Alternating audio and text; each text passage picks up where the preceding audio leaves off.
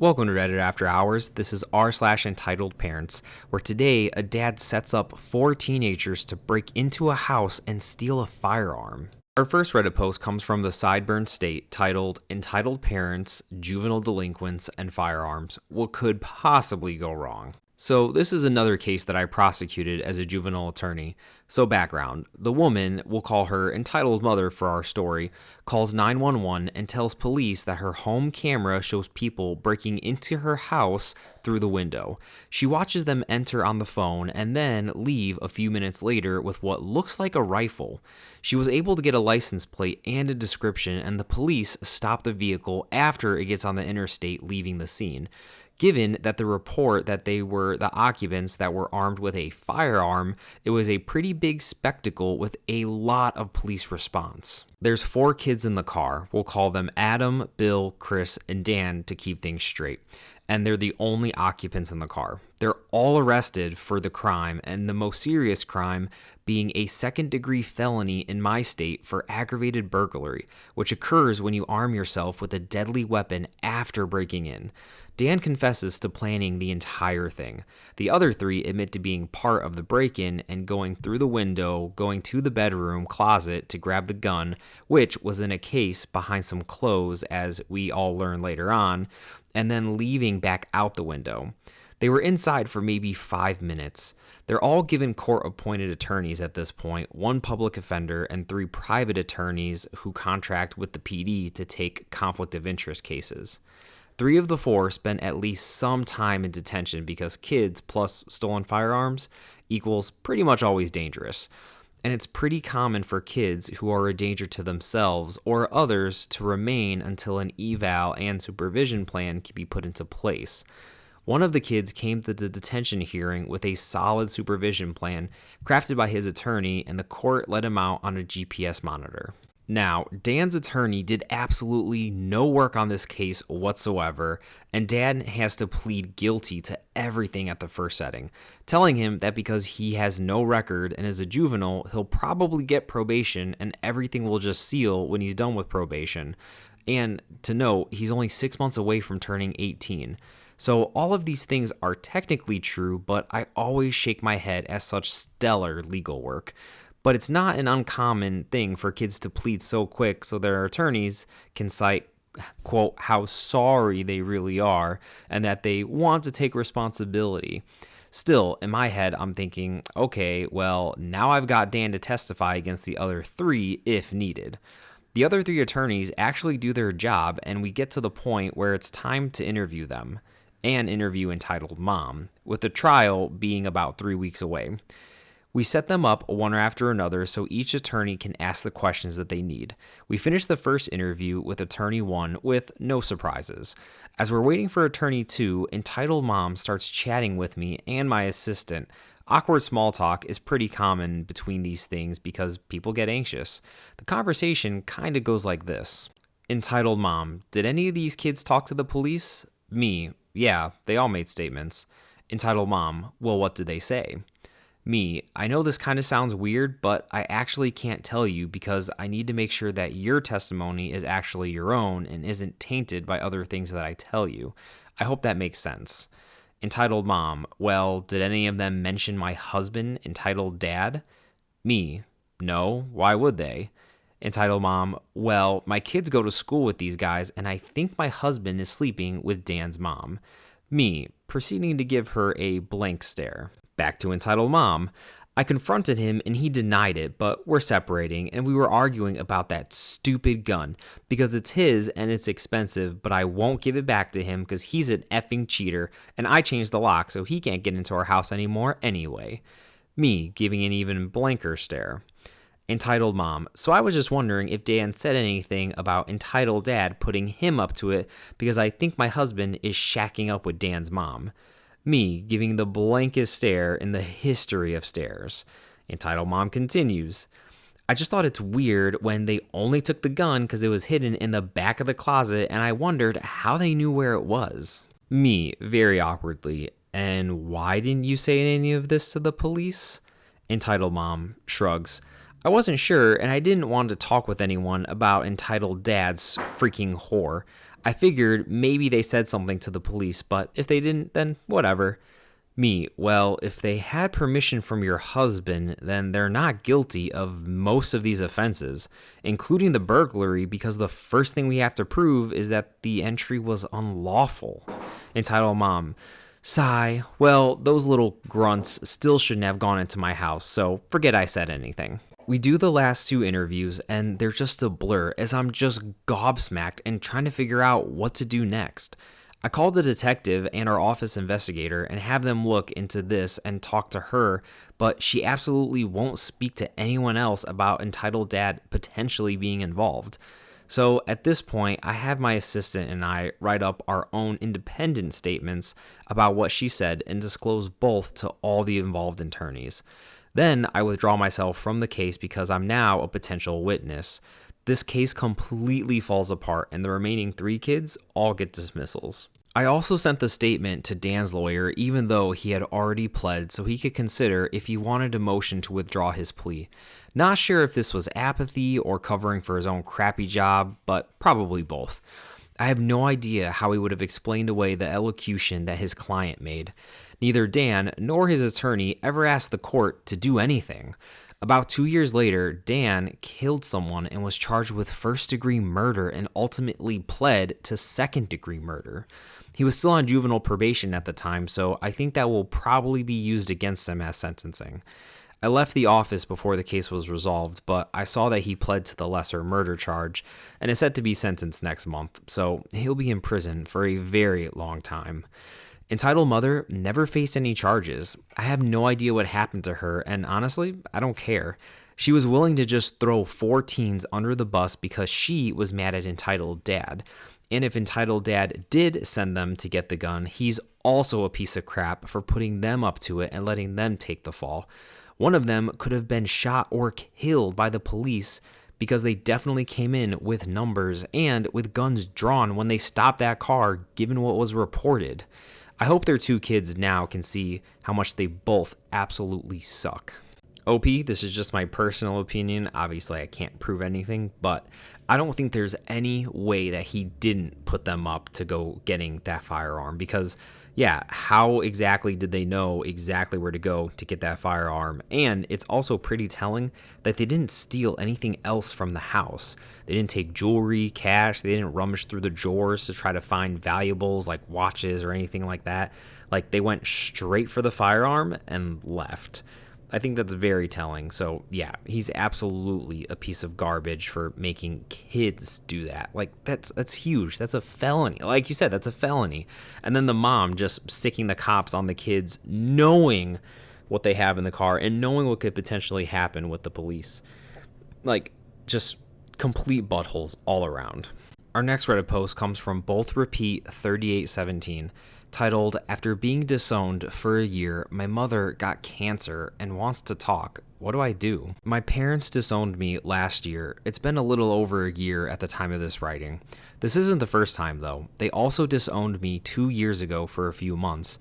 They came back to talk to me, and at first, it seemed like things were smoothed over. But of course, they weren't. A bit about them. My father abused my mother for most of my life. She was always in his shadow and we lived in fear, but that was considered, quote, okay, because we had enough money and we went on vacations and had every material thing that we needed. Besides, the physical violence, I wasn't fully aware of how deep the psychological scars were until I met my long-term boyfriend. Being with him helped me realize just how problematic my parents' behavior towards me was. Daily control, constant belittling, treating me like I was 12 when I was actually 20. For the first time, I started standing up for myself and behaving like an adult. At first, things were fine between them and my boyfriend, but that changed over time. My boyfriend and I went through rough patches, arguments, and even breakups, but we worked through them together. The first big issue arose when my boyfriend moved in with me in the city where we lived. This didn't align with my father's, quote, standards, meaning that we didn't ask for his permission in person at his house, though we did call him. My boyfriend took over paying rent so that my parents wouldn't have any control over me as I was still a student at the time. Later, we decided to leave the city and move to a more rural area where my boyfriend inherited a house that needed some work. We wanted to fix it up and make it our home. That's when my parents disowned me again. Eventually, they came back, and after a lot of back and forth, we reconciled. But after some time, they started another cycle of manipulation and abuse, insulting where I lived, mocking me, saying that I'd be stuck taking care of livestock and becoming a dumb country girl, despite my education. They called me worthless and said that my boyfriend had me under his control and was probably drugging me and so on. During this time, my boyfriend and I had a huge argument, and I decided to leave the house. There was a lot of yelling, but no violence. My parents came to get me, and I moved back in with them. They were overjoyed, of course. Everything was fine for a while until my boyfriend reached out to my father, trying to explain that he was the one who suggested that I leave because our living conditions weren't ideal. We had no heating, no bathroom, etc., but my father refused to listen and got even angrier, saying that my boyfriend had no right to call him.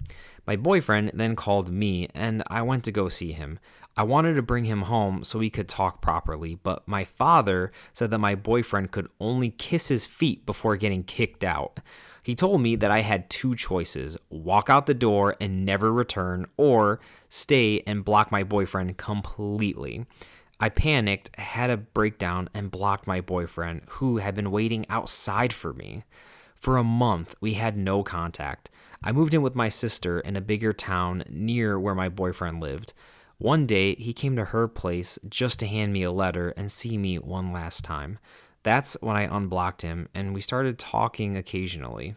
After a while, I realized that I wanted to try with him again. When I told my parents, they said that they would disown me again.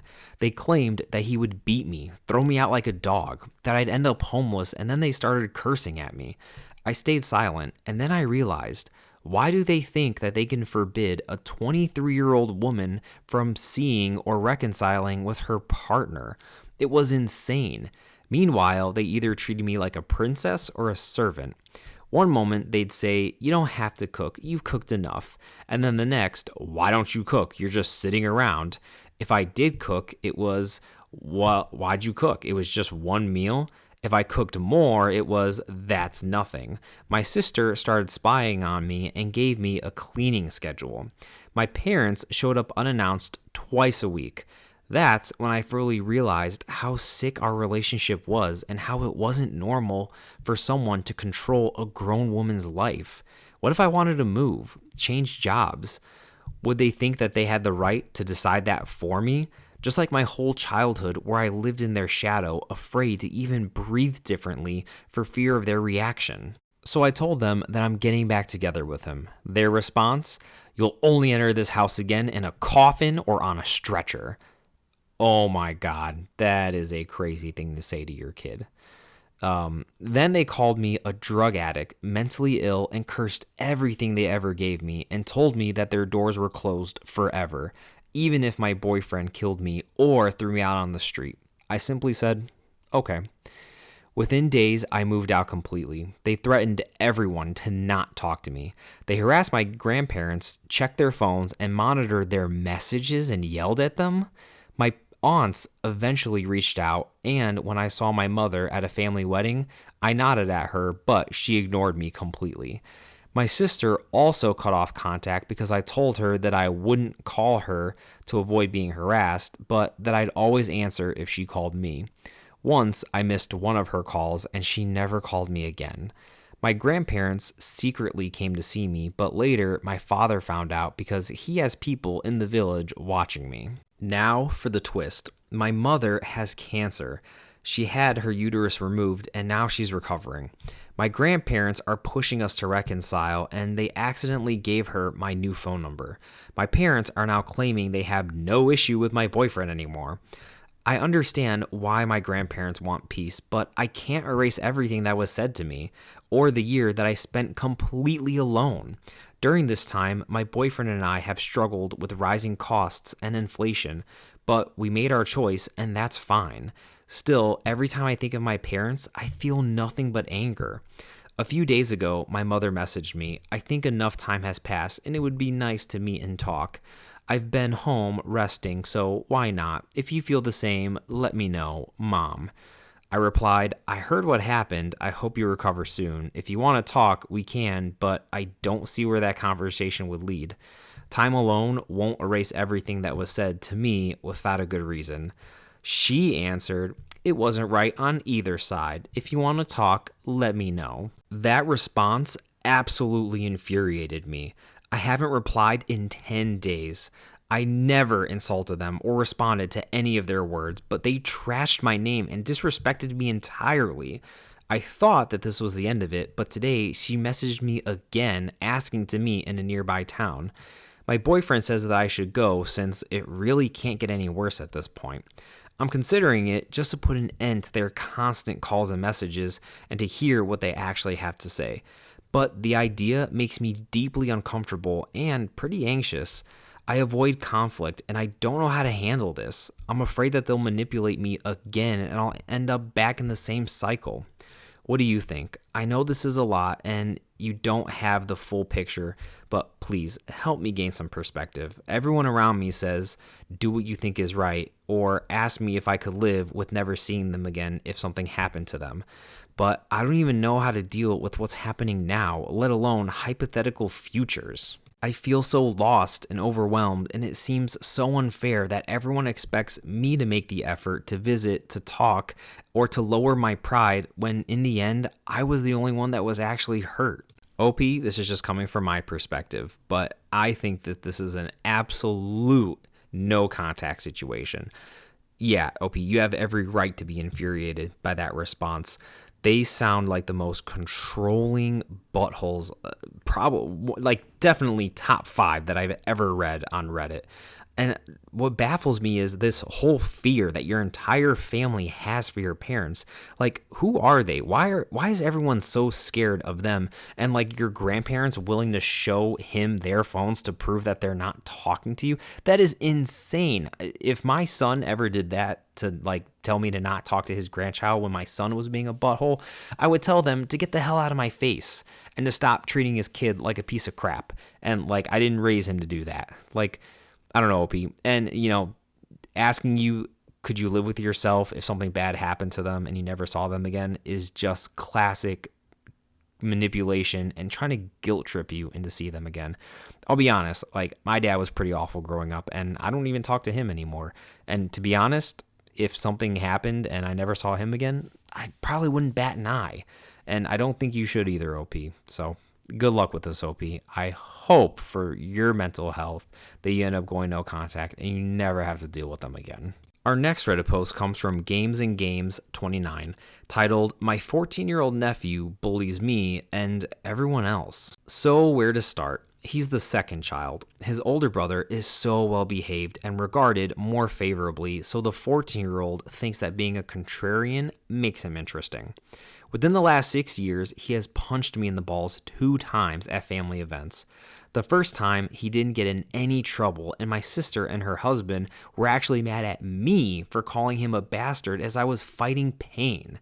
The second time, which was a couple of years later, he was forced to apologize to me, but he refused to apologize and ultimately never got in trouble for that either. It's unfortunate because he does have brief moments where he can be cool. But a few minutes later, he's shooting his 2000 Nerf gun bullets at me, and when I tell him to stop while he's aiming at my face and balls or trying to throw a kickball at my balls, he'll just gesture like he's about to punch me in the balls again, but doesn't do it. So I have to do that brace for the ball punch squat every time I'm around him, and there's a clear shot, and I feel like he's a little grunt for having to do it around him so much. I don't know what to do anymore. My parents don't really say anything because there's only 2 grandchildren and they try to remain neutral. His brief moments of coolness are completely overshadowed by how annoying he is to be around, and I don't trust him at all. Worst of all, I can't exactly be a jerk to him when he's acting normal because then I'm going to be the one asking for trouble. I try to remove myself from his presence, but our family gatherings are in a really small house, so it's pretty difficult. I feel like if he does it a third time, I'm going to punch him in the face. He knows that he doesn't get in trouble for anything, and anytime he's reprimanded, it's basically ignored. I don't know what to do, and I know if I stop going to family things, my parents and siblings will not acknowledge my side of the problem. Taking it out doesn't seem realistic, and he's too young to call the police on him. Yeah, I know, it's driving me insane. OP, that really sucks because this kind of feels like a real lose-lose situation. Like, on one hand, he's 14. He's more than old enough to understand that you don't put your hands on people, and that if you put your hands on people, they might just put your hands on you back. Like, if my son were doing this at school on the playground, and another kid hauled off and just punched him, I would probably look at my son and say, well, you deserved it. Why are you putting your hands on other people and acting like you're going to punch someone? That's a very easy way to get punched. And especially as an adult, that's a very easy way to get the stuffing beat out of you. Now, obviously, you can't beat the stuffing out of a 14-year-old, but I don't know, Opie, maybe just the next time he does it, yell at him, scare him, go off on him in a way that he hasn't been gone off on before, and maybe that'll elicit some type of response from his parents, but I doubt it. His parents sound like absolute garbage that have no interest in raising him or actually teaching him any type of values. But, all I can say is, maybe he'll get his when he turns 18 because, I don't see him stopping this behavior or anyone correcting this behavior. So, hey, OP, if he tries this on you when he's 18, I don't know, man. Do what you do. That was Reddit After Hours, bringing you r/EntitledParents. Thank you all so much for listening. And if you like these videos, like and subscribe as we post a new Reddit video almost every single day.